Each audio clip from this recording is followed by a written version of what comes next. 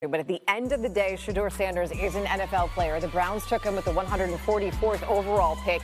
In between number 1 and 144, there was that unprecedented slide, the prank phone call, the speculation, but finally a landing spot. And for a franchise that has been a revolving door for quarterbacks. Obviously, Shedeur has kind of grown up in the spotlight. But, our expectation is for him to come in here and work and compete. Nothing's been promised. Nothing will be given. So, I may, hesitate to characterize it as a blockbuster. That's not necessarily how we thought of the transaction. But we are excited to work with him. I'm extremely grateful for the opportunity.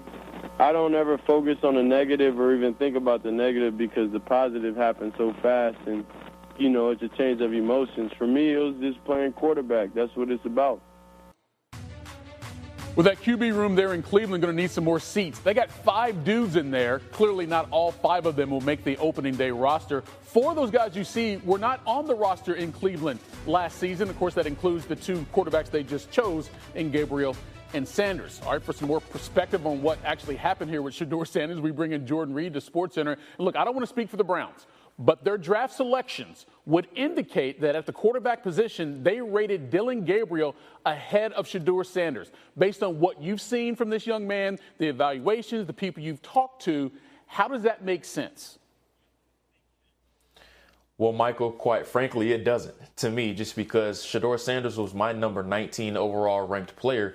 Dillon Gabriel, I had a 5th-round grade on. I didn't even think it was close as far as the evaluation between the two. And I know Dillon Gabriel has been more successful than Shedeur Sanders from a statistical standpoint. But if we're just talking about the physical traits and what Shedeur Sanders can be on the next level, I don't even think it's even close between the two. We're talking about a quarterback that was the highest rated passer, and completion percentage was 74% a season ago. Supremely accurate. He's very, very good from the pocket as far as playing within structure, throwing the ball down the field. He's really good in the short to intermediate areas as well. I definitely think Shedeur Sanders can still be a starter on the next level, even though he was a 5th-round pick. Again, that's no disrespect to Dillon Gabriel. Congratulations to that young man for going where he did. But the common sentiment was that Shedeur Sanders was ranked well above Dillon Gabriel, but the draft didn't turn out that way.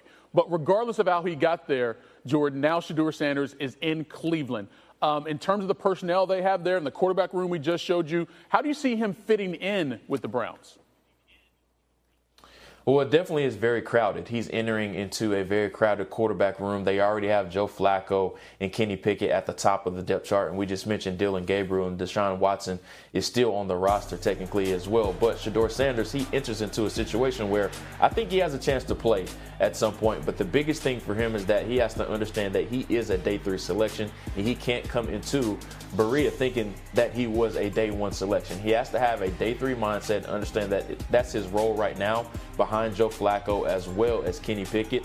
Just take notes from those guys, especially. Just cling on to Joe Flacco, who was once again in a situation with Lamar Jackson back in Baltimore. We saw what Lamar has turned out to be. Not saying Shedeur is going to end up being like Lamar Jackson, but just talking about the role initially that he needs to play.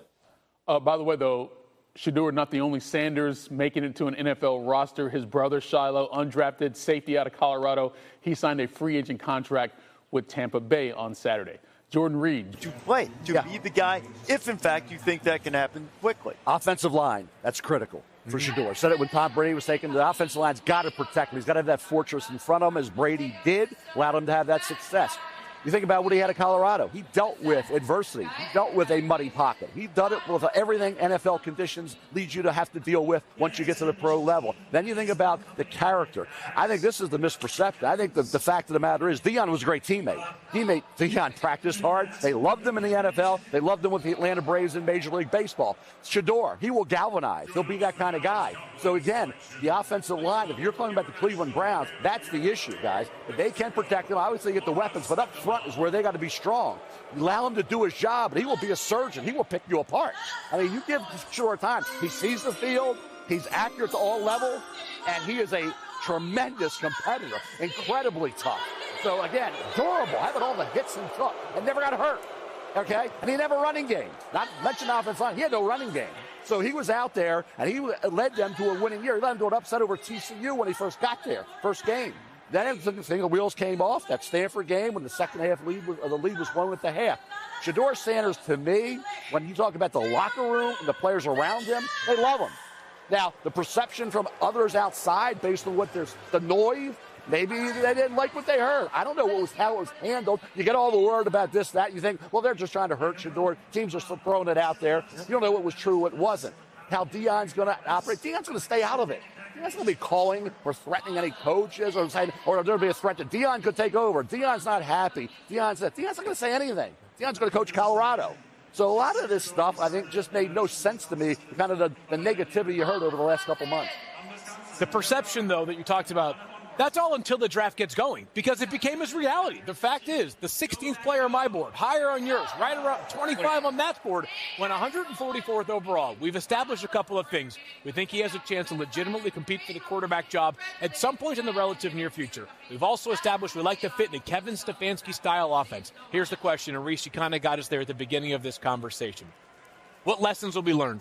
And will they be used effectively to turn him into the player that I think we have some level of confidence across this desk that he can become? If so, this has a legitimate chance to be and this is not hyperbole here, the best value on day 3 so far because it's the most important position in all teams. Hit rate the last 31 years for fifth-round picks at quarterback is 0. 0. It's your guy, though. 0. Buck the trend. I'm saying up until now, the last 31 years, okay? Quarterbacks in the 5th round, you want the chart? Here it is, right here. I went back and looked at it. All right, what do you got? From 1994 to 2024, it's 31 years. What's that say? 0 for 43. 0 for 43 with a couple still to be determined. Wow. Spencer the Rattler, one of those guys, still to be determined. Right? 1970 to 1993, hit rate in the 5th round, 19%, right? So, again, 5th round's not the round to get a quarterback. Okay? It hadn't been proven. It was going back to 1970. That's a long time, right? Shedeur Sanders, 5th-round pick. We'll see if he can do something that very few have been able to do. The aberration, though, probably with a couple of notable exceptions, 5th round or beyond, is that very few quarterbacks were evaluated like this just on the tape. Right. At the same level that he That's the difference, right? Yeah. I mean, this isn't a talent issue. This isn't a can-do issue. This transcended that. And that's why I think of anybody on that list that you have of fifth round guys, none of them had the skill set that this young man had. This is not about can you play the position. This is about do we want you to play the position for us. That's what this came. Why wouldn't they, Lou? Well, look, that's a whole nother discussion that we've had in many different ways for weeks I would say and that months now. This is not one of the toughest quarterbacks you've ever. But Mel, this isn't about this isn't about quarterback traits and quarterback characteristics, personal football character. That's not about this. This is personal. Has he had an off the field issue? No, he has not. Mel, you don't have to sell it to me. No, I don't know what we're talking about here. You're right. You're right. Yes. You're right. But you know what? Mel, the draft has spoken. That's right. That's the key, Mel. It's not putting a value judgment on whether those who passed were right or wrong. They did. Yep. So now, whenever you're in circumstances in life, whether you like them, whether you don't like them, whether they're fair or whether they're unfair, you might have to deal with them. That's and right. now Shedeur Sanders has to deal with everything. And for whatever reason, whether he played a minute, microscopic percentage, 0%, or it's a legitimate criticism of the way he conducted himself during the draft process, this was the result. Yeah. Now he has an opportunity to answer it. I think yelling at the NFL about it is not. There's not a quarterback. Boomer Esiason was not happy when he was a second-round pick. Tom Brady was not happy. They dropped. How'd they turn out? And you know what? My point nobody's arguing that can happen. The NFL has been clueless for 50 years when it comes to evaluating quarterback. Clueless. No idea what they're doing in terms of evaluating quarterback. That's proof. There's proof of that. How many times? They say we know exactly what we're talking about with quarterback. They don't. Nobody's batted 1,000 there, though. That's correct. Right? I mean, I think that's all that matters now is what happens going forward. We talk about it all the time. There is the evaluation phase. There's the evaluation and selection phase, which we're in right now. And then there's the development and implementation phase. That's where we're heading to right now. That's all that matters for him. Kevin Stefanski, Andrew Berry, and Lou. Have at it. Quarterbacks now, and Reese, you know it well as anybody. College kids now are getting paid. They're professional. They're getting paid. They're commercials. They're out there. You got to deal with that. If you're the NFL, you got to deal with that. Okay? He's saying whatever he's saying behind closed doors. What's he saying? I want to be the guy. I should be this. I should be that. Deion's saying he's the best player in the draft. He's best quarterback, second best to Travis Hunter. Best quarterback. Who is it? What quarterback out there didn't think they should have been a high first round?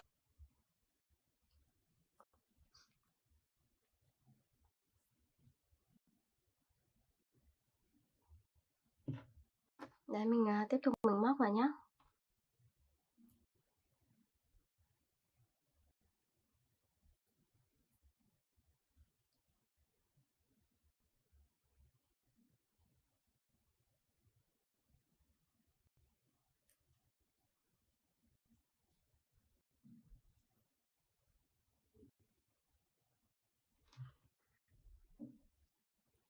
Rồi, móc tiếp vào.